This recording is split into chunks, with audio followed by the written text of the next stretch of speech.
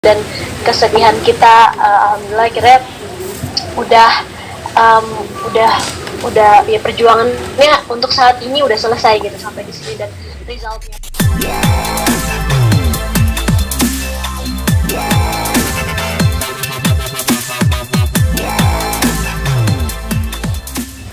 Oke, kalau untuk kondisi kemarin cancernya Randi itu mungkin aku udah sempet ceritain di blog aku juga ada, jadi kalau teman-teman mau bikin narasi mungkin bisa cari info lewat vlog yang aku udah bikin waktu itu tentang apa sih yang terjadi, perjuangan Randi itu seperti apa gitu, terus awalnya gimana itu semua udah aku ceritain gitu, mungkin teman-teman bisa build up dari sana. Intinya dari bulan Oktober lalu kita udah tahu bahwa Randi itu sakit, ada tumor gitu kan, dan akhirnya dioperasi di bulan Januari 2021 baru dioperasi, kemudian ketahuan ternyata itu adalah kanker getah bening atau limfoma tipe Hodgkin. Setelah itu dilakukan kemoterapi dan juga radiasi, dan setelah 4 kali kemoterapi dan 25 kali radiasi, terus nunggu dulu, abis itu baru PET scan lagi. Alhamdulillah minggu lalu akhirnya kita dapat hasilnya, dan alhamdulillah Randi dinyatakan dokter udah bebas dari kanker. Tentunya ini sesuatu yang aku sama Randi sangat-sangat syukuri gitu kan, perjuangan kita semua, kayak keresahan, kegalauan kita dan kesedihan kita, alhamdulillah akhirnya udah ya perjuangannya untuk saat ini udah selesai gitu sampai di sini, dan resultnya pun sesuai dengan ekspektasi kita. Memang yang namanya cancer itu walaupun tipe kanker Randi lymphoma Hodgkin ini dibilang sama dokter ataupun di dunia medis ini adalah salah satu curable cancer ataupun kanker yang memang bisa disembuhkan gitu kan, tapi ini tidak menutup kemungkinan pastinya bahwa masih ada chance gitu bisa balik lagi. Makanya sekarang yang kita lakukan adalah jaga pola makan, jaga lifestyle, supaya kansernya itu nggak balik lagi gitu. Tapi untuk saat ini yang kemarin itu udah terdeteksi, alhamdulillah udah bersih, udah beres.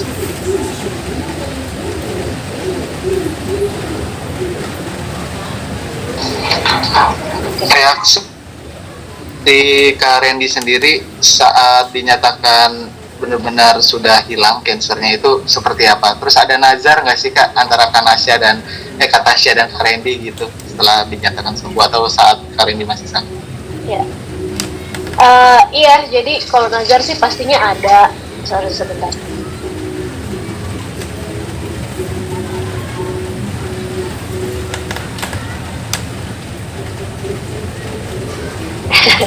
Sorry tadi mbak aku. Pastinya kalau nazar sih ada, tapi kan ya ngapain juga. Gitu. Doa dan juga usaha pastinya udah kita maksimalkan gitu semampunya kita, dan ketika kita udah tahu hasilnya dan hasilnya itu sesuai ekspektasi, ya pastinya sangat bersyukur gitu. Terus Randi pun juga lega banget gitu kan, karena ya dari awal sih dokternya memberikan semangat dan juga memberikan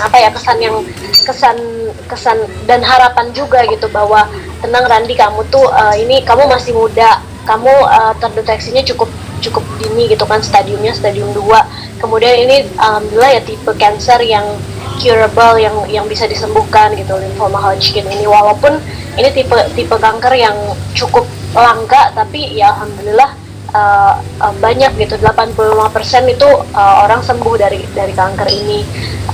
Jadi dengan harapan gitu, terus semangat kita melakukan yang terbaik gitu kan dalam treatment, dalam usaha kita untuk Randi supaya sembuh, dan alhamdulillah hasilnya tuh sesuai ekspektasi. Jadi Randi lega banget sebelum keluar hasilnya, karena kan kita dari pas selesai radiasi itu masih harus nunggu 1,5 bulan sampai akhirnya kita diperbolehkan untuk PET scan. PET scan tuh kayak kayak CT scan gitu, kayak nge-scan tubuh dan ngelihat apakah ada sel kanker aktif gitu kan. Itu nunggu dulu tuh 1,5 bulan dari treatment terakhir gitu kan. Nah di situ justru deg-degannya gitu kan, kita kayak gimana nih ya kalau ternyata hasilnya nggak sesuai ekspektasi, kalau misalkan ternyata memang kankernya itu tuh nggak merespon dengan baik gitu, maksudnya kemo dan radiasi ini tuh tidak direspon dengan baik, akhirnya masih ada yang nyisa atau apa. Karena kalau misalkan ternyata belum bersih gitu, Randy harus lanjutkan treatmentnya, dan kemungkinan dilanjutkan dengan dosis yang lebih tinggi, dengan treatment yang lebih agresif, dan mungkin efeknya pun juga lebih lebih parah daripada yang sekarang. Kalau yang sekarang kan alhamdulillah efek sampingnya Randy nggak terlalu banyak, nggak terlalu berat lah, masya Allah, benar-benar kayak dapet efek samping tuh yang ringan banget gitu. Nah sementara kalau misalkan memang kemarin itu hasilnya nggak sesuai ekspektasi, ya dia harus lanjut ke treatment yang lebih tinggi lagi gitu levelnya. Dan itu sempat terbesit juga gitu di pikiran kita berdua kan, aduh gimana nih kalau misalkan hasilnya nggak sesuai ekspektasi, terus harus lanjut treatment gitu kan. Randy sampai kayak, aduh kayaknya aku nggak kepengen lagi deh kalau kemo, udah kita tunggu dulu atau kita apa kayak jalur alternatif aja atau apa. Aku nggak pengen ngulang semuanya lagi gitu. Cuman di balik itu semua ya kita tetap berpikiran positif, kita tetap tetap berharap yang terbaik gitu, outcome-nya terbaik, tetap berdoa, dan alhamdulillah ternyata hasilnya tuh sesuai ekspektasi. Jadi benar-benar kita masya Allah benar-benar bahagia banget gitu kan, kayak lega banget. Randy tuh benar-benar lega banget dan happy banget waktu dokter bilang kayak, alhamdulillah Ran, hasil kamu bagus nih. Itu benar-benar kayak lega banget. Kita berdua langsung pelukan, terus langsung ya seneng banget deh pokoknya.